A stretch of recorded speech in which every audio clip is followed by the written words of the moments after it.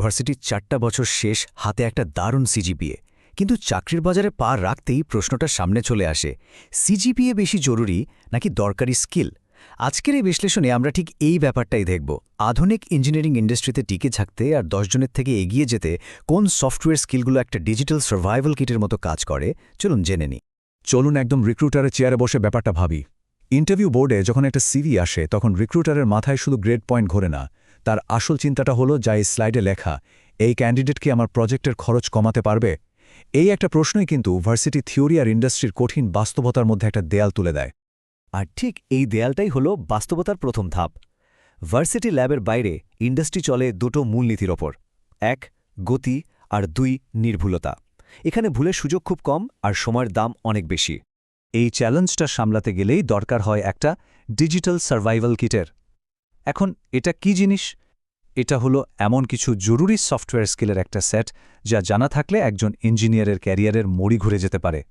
আর মজার ব্যাপার হলো এটা সিভিল, মেকানিক্যাল বা ইলেকট্রিক্যাল সবার জন্যই কিন্তু সমান জরুরি।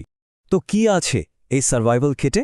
এর প্রথম আর সবচেয়ে জরুরি অংশটা হলো তথ্যের ভাষা, মানে ডেটাকে বোঝা এবং তাকে নিজের কাজে ব্যবহার করার ক্ষমতা। কারণ মডার্ন ইঞ্জিনিয়ারিং মানেই ডেটা নির্ভর সিদ্ধান্ত। আর তথ্যের ভাষা বলতেই আমাদের মাথায় দুটো নাম আসে, তাই না? এক্সেল আর পাইথন। একটা সময় ছিল যখন শুধু এক্সেল জানলেই হয়তো কাজ চলে যেত, কিন্তু যুগ পাল্টেছে। এখন একজন স্মার্ট ইঞ্জিনিয়ারের কাজ শুধু ডেটা এন্ট্রি করা নয়, মানে ডেটা ক্লার্ক হয়ে থাকা নয়, বরং ডেটাকে নিয়ে জাদু দেখানো। আর এই জাদুকর হতে গেলে এক্সেলের ভিত আর পাইথনের অটোমেশন, এই দুটোই লাগবে। কেন এই দুটোকে একসাথে গেম চেঞ্জার বলা হচ্ছে? স্লাইডটা খেয়াল করলে দেখবেন এক্সেল কিন্তু এখনও প্রজেক্টের বিল অফ কোয়ান্টিটিজ বা এস্টিমেশনের মতো কাজের ভিত্তি। এখানে পিভট টেবল বা এক্স লুকআপের মতো অ্যাডভান্সড স্কিল এখন আর অপশনাল কিছু নয়, মাস্ট হ্যাভ। কিন্তু আসল ম্যাজিকটা দেখায় পাইথন। প্যান্ডাসের মতো লাইব্রেরি দিয়ে বিশাল বিশাল ডেটা সেট এমনভাবে সামলানো যায় যা আগে হয়তো ভিবিএ দিয়ে করা হতো। আর এখন ইন্ডাস্ট্রি কিন্তু এটাই চায়। মূল কথাটা হলো একজন স্মার্ট ইঞ্জিনিয়ারের কাজ ডেটা এন্ট্রি নয়, বরং সেই ডেটা থেকে অ্যানালিটিক্স বের করে এর ক্ষমতাটা ঠিক কতখানি সেটাই তুলনাটা দেখলেই একেবারে পরিষ্কার হয়ে যাবে। ভাবা যায়, একটা ফ্যাক্টরি রিপোর্ট বানাতে যেখানে আগে ম্যানুয়ালি 1 ঘন্টা লেগে যেত, সেখানে একটা পাইথন স্ক্রিপ্ট সেই একই কাজ করে দিচ্ছে মাত্র 5 সেকেন্ডে। এটাই অটোমেশনের আসল শক্তি, সময় আর শ্রম দুটোই বাঁচে।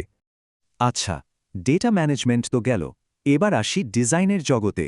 যে কোনো ইঞ্জিনিয়ারিং প্রজেক্টের একেবারে গোড়ার কথাটাই তো হলো ডিজাইন।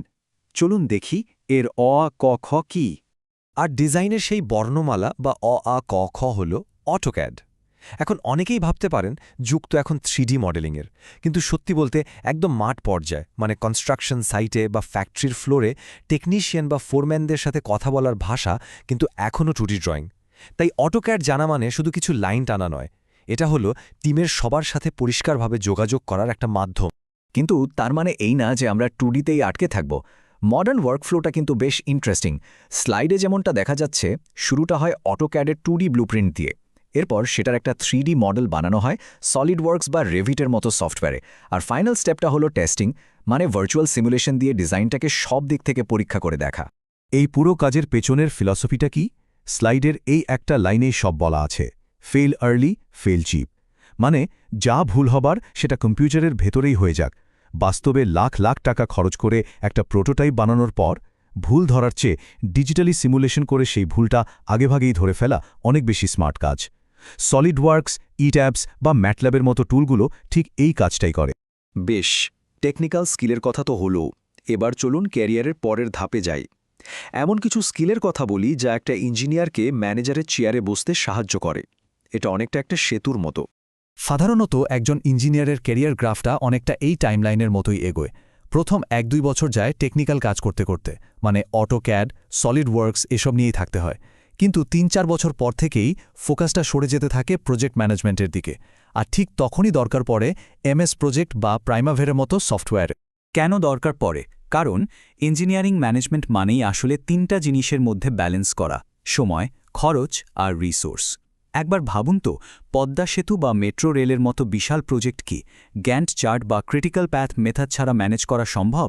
একদমই না। MS প্রজেক্ট বা প্রাইমাভেরা ঠিক এই জটিল কাজটাকেই সহজ করে দেয়। আমরা প্রায় শেষের দিকে চলে এসেছি।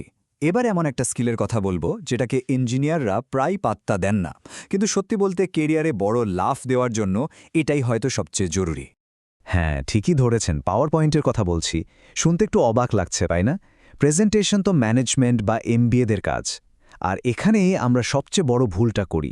পাওয়ার পয়েন্ট কিন্তু শুধু স্লাইড বানানোর একটা টুল নয়, এটা হলো ইঞ্জিনিয়ারিং স্টোরি টেলিংয়ের একটা শিল্প। এই স্লাইডের কথাগুলো খুব মন দিয়ে খেয়াল করুন। ধরুন একজন ইঞ্জিনিয়ারের মাথায় দারুণ একটা সলিউশন আছে, কিন্তু সেটা যদি ক্লায়েন্ট, ইনভেস্টর বা নন টেকনিক্যাল বসকে সহজ করে বোঝানোই না গেল, তাহলে সেই আইডিয়ার দাম কি? আসলে শূন্য।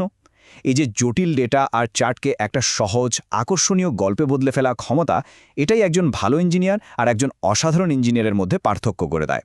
আর ম্যানেজমেন্টের চোখে এই স্কিলটাই একজনকে স্মার্ট আর ভ্যালুয়েবল হিসেবে প্রমাণ করে।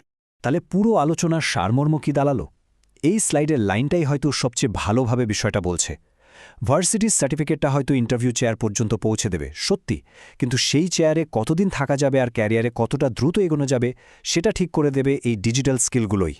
অবশ্যই সবগুলো টুল একসাথে শিখে ফেলার কোনো দরকার নেই, যে কোনো একটা দিয়ে শুরুটাই আসল। তাই শেষ করার আগে একটা প্রশ্ন রেখে যাই, এই যে জার্নি, সেটার শুরুটা কোন টুল দিয়ে করা যায়? নিজের ডিজিটাল সার্ভাইভাল কিট বানানোর এই যাত্রাপথে সবার জন্য অনেক শুভকামনা।